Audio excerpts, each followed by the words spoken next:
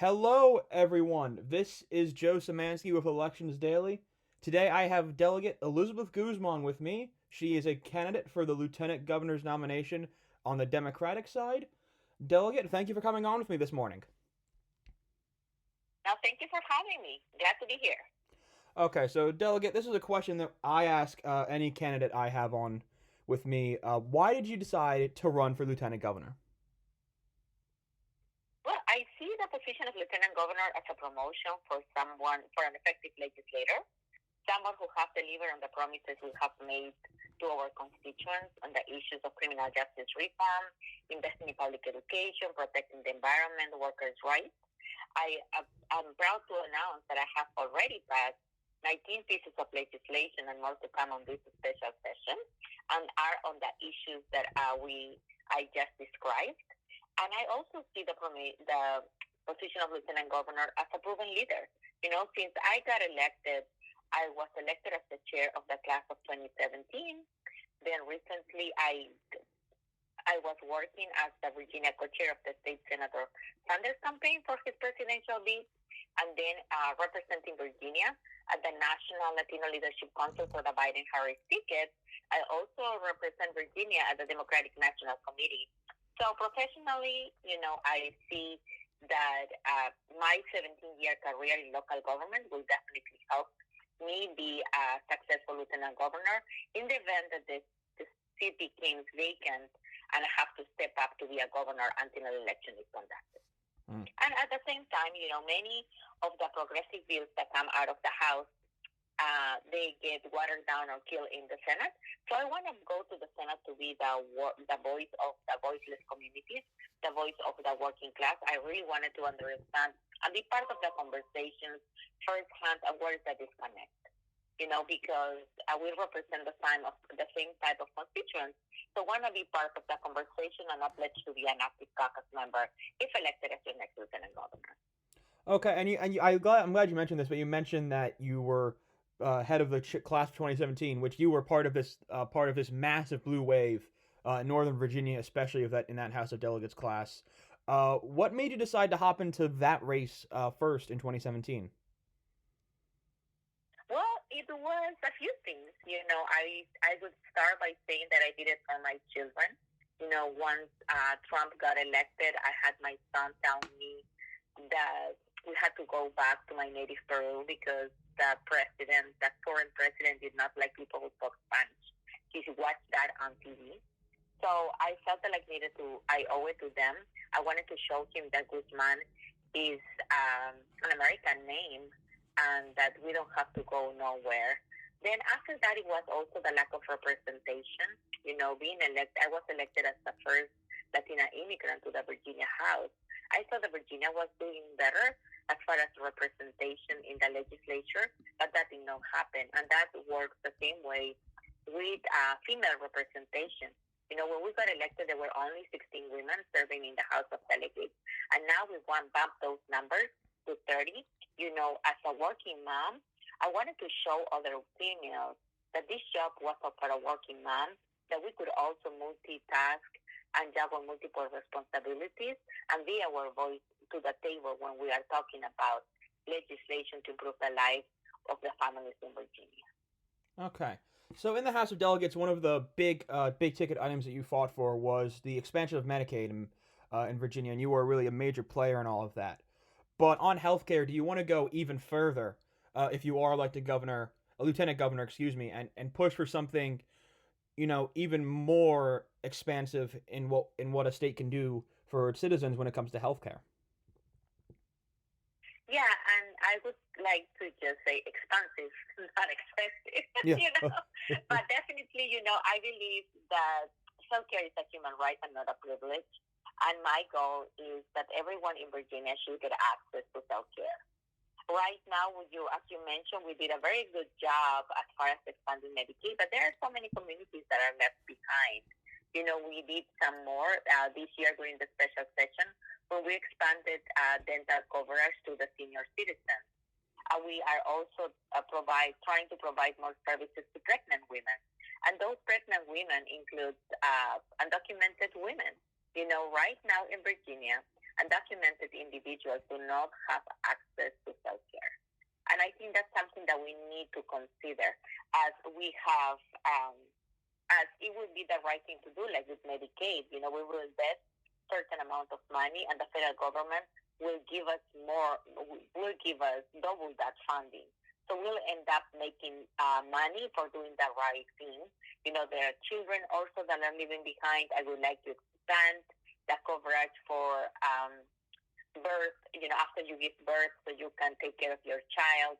So there are so many things to do, but I definitely would like to see, we live in Virginia where everyone has access to health care, and people could get the time, to stay with their family when they get sick as well. And I think that goes along with that, because if we are fighting to provide health care for all, but then we don't provide the means for people to stay home and go to the doctor, then what do we have health care, right?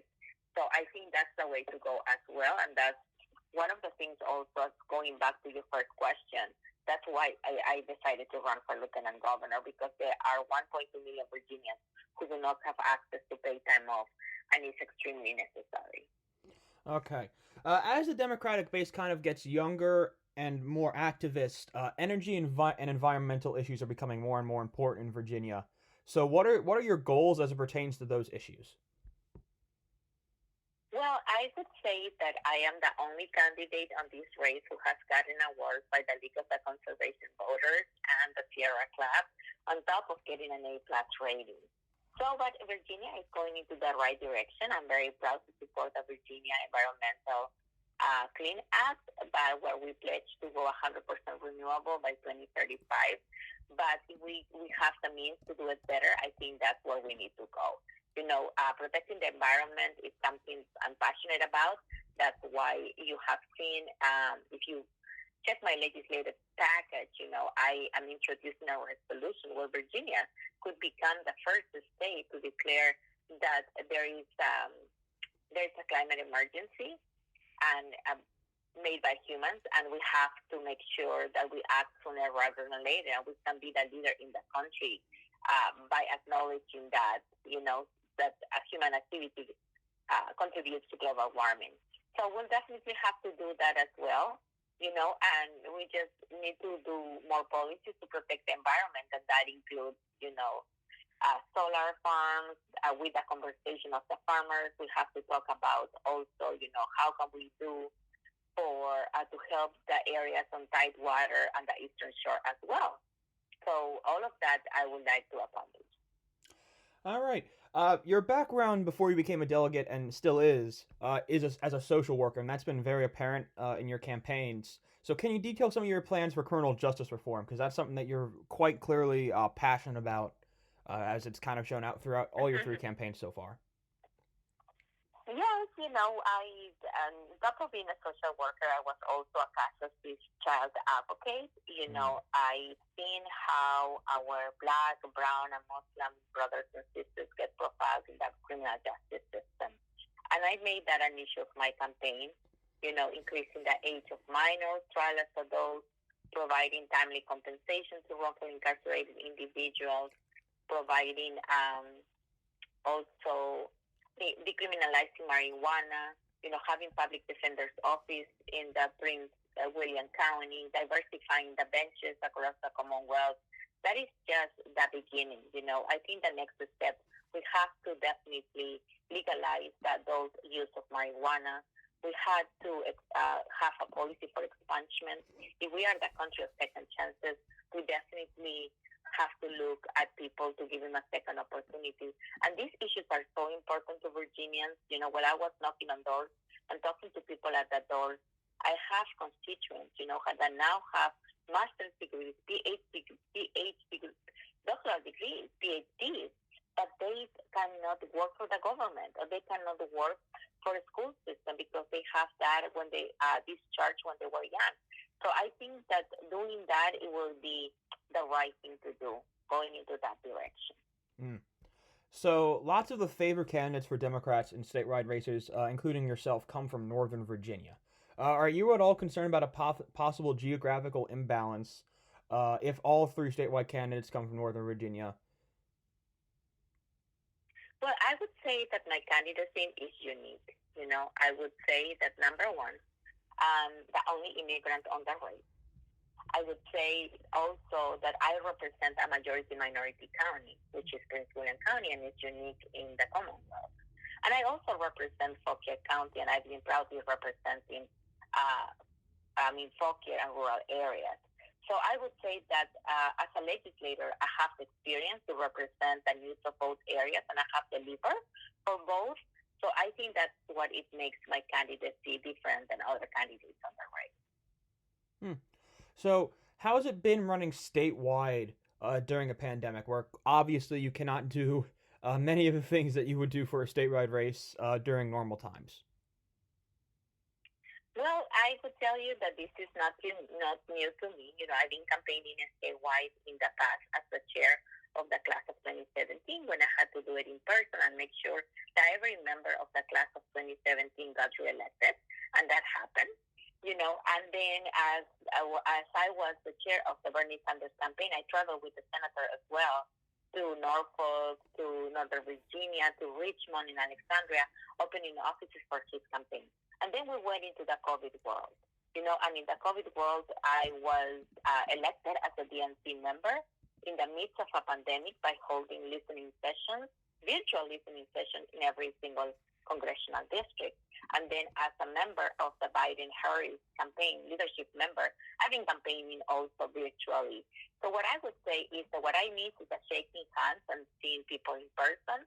But the good thing about it is that, for example, I could be in the morning in Richmond, but then in the afternoon, I can be in Jamestown, I can be in Williamsburg, and the next day I can be in other areas, that's the Tidewater, and then in Northern Virginia. So that makes it faster, And I think that my campaign has pledged to reach out to every single zip code in Virginia. And I'm proud to tell you that we have visited probably more than 20 counties already. I'm planning to do more in the coming days. To your point about this race will not be in Northern Virginia, there are some Democrats out there that I would like to share my message of progress with. So I'm going to be going virtually until the pandemic is among us, and it seems like it's going to be like that through the primary. But we just have to work with what is before us, and we're going to make out of that the best experience, and we will continue to be reaching out voters. Mm-hmm. So you've mentioned it. You already mentioned this a couple of times, though, but you're clearly on the progressive wing of the Democratic Party. But there's been some concern from analysts that say maybe Virginia isn't that ready for someone maybe as progressive as you. Do you think they're right, or do you think that Virginia as it is now is ready for someone who has the progressive vision like you do for where the state should go? Well, I would say that the Democratic Party was built on unions, and it's going to take a union member to rebuild it. So, and the progressive values, yes, we talk about those are the democratic values. We believe that everyone should have access to high-quality public education. We believe that climate change is real. We believe in women's reproductive rights. We believe in criminal justice reform. So I would say, to those individuals that I'm optimistic about the future. You have trusted your members in the House of Delegates, and we are a progressive majority, and we did not have any hard time getting reelected, increasing our membership first to 49 and then to 55. So I think that Virginia is ready. I'm optimistic because we have delivered on every single issue that we said we would do. So I think that that is going to be taken into consideration. This future is about, energizing young voters. It's about giving them a reason to come out to participate in the polling locations. And we need to in the elections, and we need to recognize that for many years, people were disenfranchised. And when we go and talk to voters, when we have a message that is inclusive for the needs of every individual in Virginia, we can have a trifecta for years to come. Let's look what had just happened in Georgia, where we said that we have been including disenfranchised voters in Black communities, Latinx communities, rural areas, and how we were able to flip those two seats. So we're going to continue to do that in the years to come in the Democratic Party. And I'm not worried at all because Virginia, it's great that it's number one for business, but we have to be the Virginia that is number one for workers as well. Okay. So, if you don't end up getting the nomination, it is theoretically possible for you to run for re-election in your current seat in the Virginia House of Delegates. If this happens, would you do so? Could you tell me the question one more time? Because I said that you mentioned that it's theoretically impossible to run for the House of Delegates. Is that what you said? No. I said it's possible. If you do not get the nomination for lieutenant governor, you could theoretically return to running for your seat in the House of Delegates again. I believe, because that is what Glenn Davis did in 2017 on the Republican side. He failed to get the lieutenant governor's nomination, but he returned and ran for a seat in the House of Delegates that same year. If the same thing happens to you, you fail to get the nomination, could you see yourself doing the same thing? What I could tell you today is that I'm running for lieutenant governor, and I am working really hard to reach out to voters and to communicate my message of progress. And I'm also serving as your delegate in the 31st district through December 31st. I think that's what I am focusing on right now. There is not deadlines that I have to think about that right now. So we don't know what is going to be ahead of us when the elections are going to happen. And I don't want to be making decisions prematurely. My voters, my constituents in the 31st elected me for 2 terms, and I'm planning to fulfill my term. And right now I'm running for lieutenant governor, and I am focusing on that right now at the moment. Okay, fair enough. So after, just to go to a more somber topic, the events at the capital of our nation last week. Do you believe that any of your colleagues should be removed from office because of supposed support for efforts that some would say help perpetuate the eventual violence? Well, I think that we, as elected officials, we should set an example, right? And our example, we are elected in a democratic process. So we should respect that process and respect the law. So when these individuals are showing a behavior that is not acknowledging the will of the people, are trying to, agitate individuals going into the wrong direction just because they couldn't win, I think that is wrong. And I think that, if they are on this job for the real reason, they should step down. And to kind of then stay on this topic then, is there anything that you personally want to do to help calm tensions and maybe try and bring some unity back to our nation's politics after what was clearly a trying and dividing time in 2020? Well, I think that 3 days from now we're going to have a new president, and that president has pledged to heal our country and work in unity. But I could tell you that as an elected official, I represent a Republican area, which is Fauquier County. And there's a lot of hate, but they are not going to intimidate me. I will continue to serve my constituency. I will continue to show up to events and respect and, behaving with civility and with respect. And I think that I received what I offered. I will not deny, that there are people that have vandalized my yard signs, that have written nasty emails. But at the same time, the majority of the people believe in me and have voted me and have been reelected. So I want to think about that. And when I'm elected, when I was reelected, I pledge to serve all of my constituents. Anyone who reaches out to my office get an answer from me. And I think that as we look into the near future, we have to be thinking about, respecting each other. We might disagree, I belong to a different parties or on that issue, but that doesn't mean that we have to disrespect each other as human beings. And I think I would like to see us going into the direction that even though we may disagree in the issue, that we can respect each other, and violence should not be taken into consideration at all. Okay, and then one final question for you today, Delegate. What would be issue number 1 that you would fight for if you are elected as lieutenant governor? Well, the issue number one for me is after elected, I want to give a call to the majority leader and tell them that I am available to be an active caucus member. I want to be the voice of those individuals who believed in me. And I said I'll be an active caucus member, and I want to be part of the policy conversation. What is going to be the policy agenda for the Senate?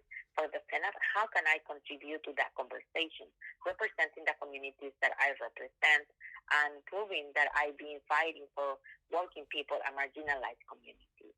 After that, I think we are going to how the economy is going to look like. So my next step will be to work with the administration. I would love to work with them in developing the budget. As I was sharing with you earlier, I've been working in local government for the past 17 years. Right now, oversee a budget of $20 million and lead a workforce of 200 operation staff. So working in local government and looking at budgets, government is not new to me. And I would like to bring my expertise. I have a master's degree in public administration and a second master's degree in macro-social work. So I think I can bring my professional, my education experience to help the administration, to provide my point of view in the budget. And then after that, once we develop the policy, I would like to look at a policy that is going to continue to invest in public education, that is going to have policy moving our criminal justice system into the right direction, protecting the environment, moving Virginia in a place that is not only number one for business, but also number one for workers. And that will continue to be my agenda. Well, Delegate, I want to thank you for coming on with me this morning. Ladies and gentlemen, when you're listening to this, I want to thank you again for listening. This has been Joe Szymanski with Elections Daily with Delegate Elizabeth Guzmán of the 31st District in Virginia. She is running for the Democratic nomination for Lieutenant Governor. And Delegate, I just want to thank you again for coming on with me this morning. All right. Thank you, Joe. I appreciate it. Thank you for having me.